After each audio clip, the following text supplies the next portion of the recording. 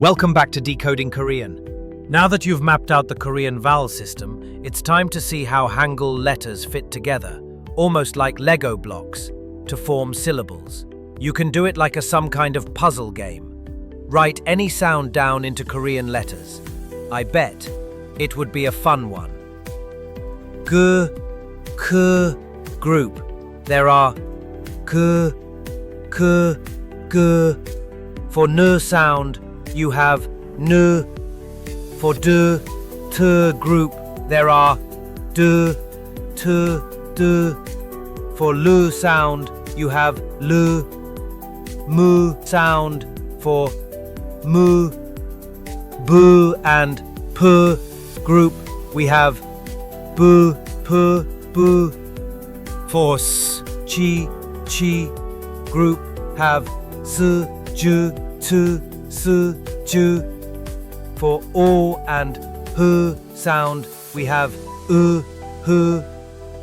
And then there are basic 10 vowels: A, Ya, O, Yo, O, Yo, U, U, E.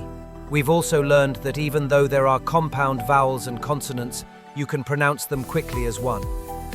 Now, let's try to read some words together. A couple of reminders. First, the vowel is the backbone of every syllable. That means each syllable must include at least one vowel, and usually one or more consonants. Secondly, Korean letters aren't just arbitrary shapes.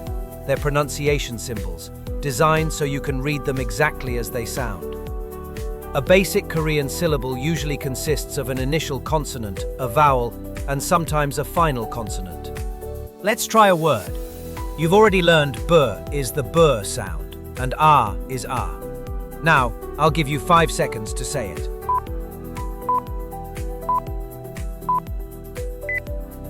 Put them together, you get bap. Sounds just like Bob. How would you write Bobby in Korean? The E sound is written as E. Think about it. It's 2 syllables.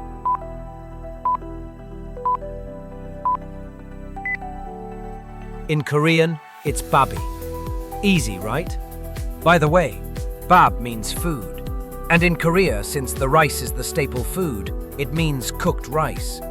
And Barbie is also the name we use for the Barbie doll, because we have more Barbies than Bobby. Try this one. Try sounding it out before we do it together.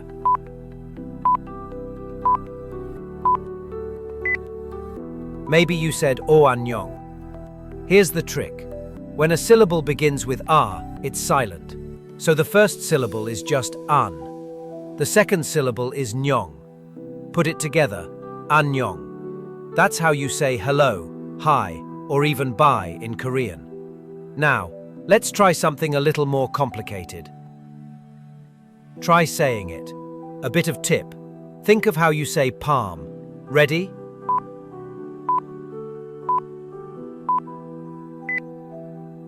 Yes, it's pronounced sam. Korean s is a softer version of English. S, more like sa. You might say samu, but that's hard to pronounce as one syllable naturally. It simplifies to sam. Whenever you come up with such cases, just follow your instinct. It's usually right. If not, that would be another lesson you could take. And sam means life in Korean. Let's try another. The vowel A is a combination of A and E. Pronouncing them as one syllable, it will become E as in bed. Can you try it?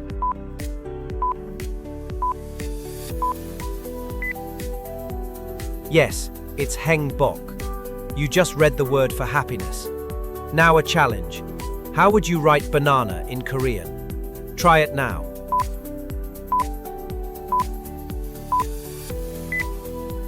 You might write banana, banana, banana. Koreans settled on banana, but your versions are also valid. Because Hangul is based on sound. It's a great example of how Hangul works. Simple characters, each with a clear sound, coming together to form a meaningful word. Now for a hidden history, or should I say, a lost treasure. Did you know Hangul originally had 28 letters, not 24? And some of the ones we lost were kind of amazing. Z sound called banchium, meaning half dental. It is like the sound in zebra. Imagine, we had the perfect z sound way back then. Sound is called weak. Hiet sound is a super clear nasal sound, the kind singers would love. Her sound is labial and weak glottal is the tough one, a whispery glottal breath, so soft it almost vanished as it was spoken. You sometimes burst it out unconsciously as a sign of utter despair or of extreme tiredness. In this shorts, Ariana Grande does these both sound. Can you pick what they are? The baby. Yeah. Oh goodness. All right.